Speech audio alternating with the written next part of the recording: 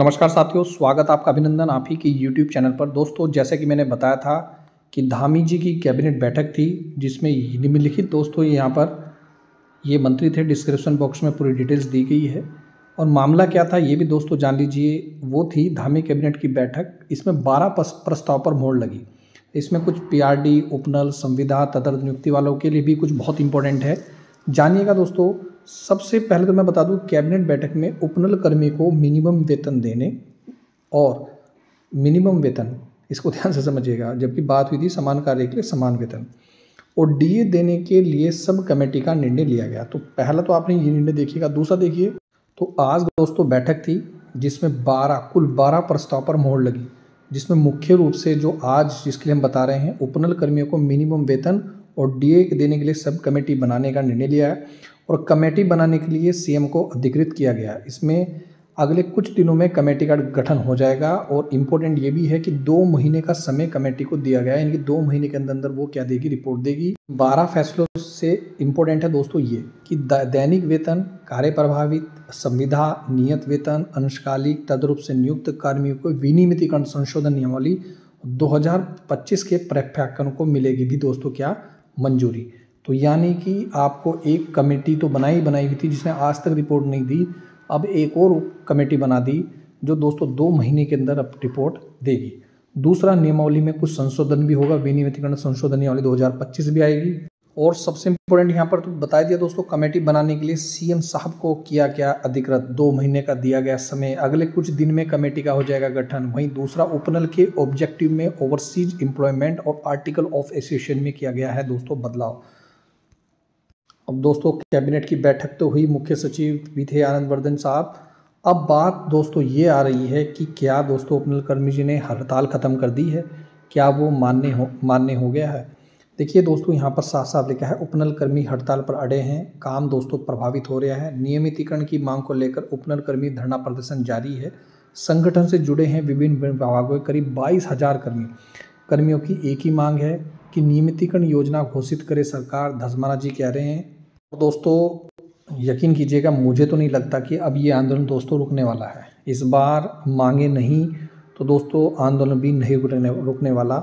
यहाँ पर देखिए, हड़ताल पर गए उपनल कर्मियों ने शुरू किया अब दोस्तों आमरण अनशन। जी हाँ, समान काम के लिए समान वेतन दीजिए और नियमित न किए जाने से दोस्तों नाराज हैं।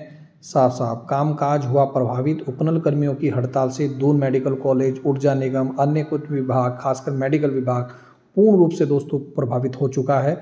अगर इसी तरह दोस्तों प्रभावित चलता रहा तो यकीन कीजिएगा मामला कटाई में जा सकता है। तो यहाँ पर एक ही मांग है, समान कार्य के लिए समान वेतन और नियमित न किए जाने से दोस्तों नाराज।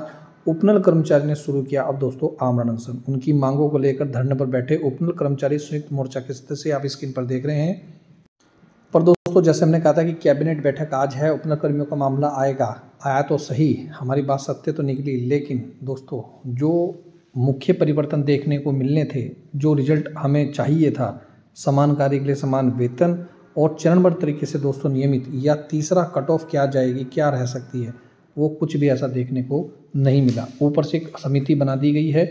अब समिति दोस्तों 2 महीने रिपोर्ट देगी, लेकिन मैं आपको बताना चाहूँगा 20 नवंबर को हाई कोर्ट में दोस्तों इनको जवाब देना हो जाएगा भारी। अब सवाल दोस्तों वही है कि संविधान का आर्टिकल 14 ये कहता है कि समानता सभी नागरिकों को अधिकार देती है।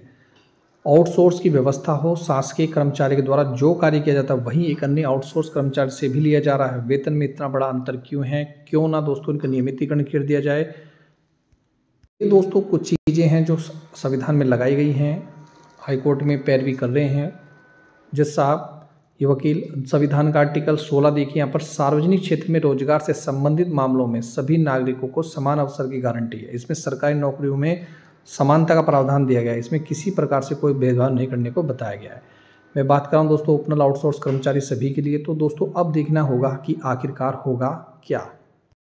तो दोस्तों मुझे नहीं लग रहा कि ये मामला अभी रुकने वाला है, तो देखना होगा, जस्ट वेट एंड वॉच। तो खैर, उपनल कर्मियों की जो आज कैबिनेट की बैठक थी, कहीं ना कहीं उपनल कर्मी के लिए तो दोस्तों वो बेनतीजा निकली। उनका कहना ये है, हमें उप समिति नहीं चाहिए, इस तरह की समिति कई बन चुकी है, उनकी खुद की जुबानी है। उनका कहना है साफ साफ नियमित करे सरकार। उपनल कर्मी हड़ताल पर, कई विभाग दोस्तों कामकाज प्रभावित हो रहा है।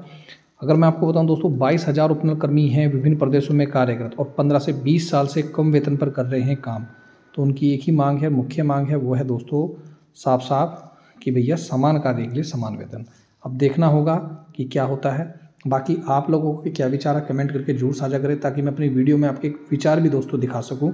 आप लोगों को क्या समस्या है, क्या नहीं है, जरूर दोस्तों अपने कमेंट कीजिएगा। जेन्युइन मिलता हूँ दोस्तों नेक्स्ट वीडियो में। और टेलीग्राम लिंक बनाया गया डिस्क्रिप्शन बॉक्स में है वीडियो के, जरूर ज्वाइन करें। जय हिंद, जय उत्तराखंड।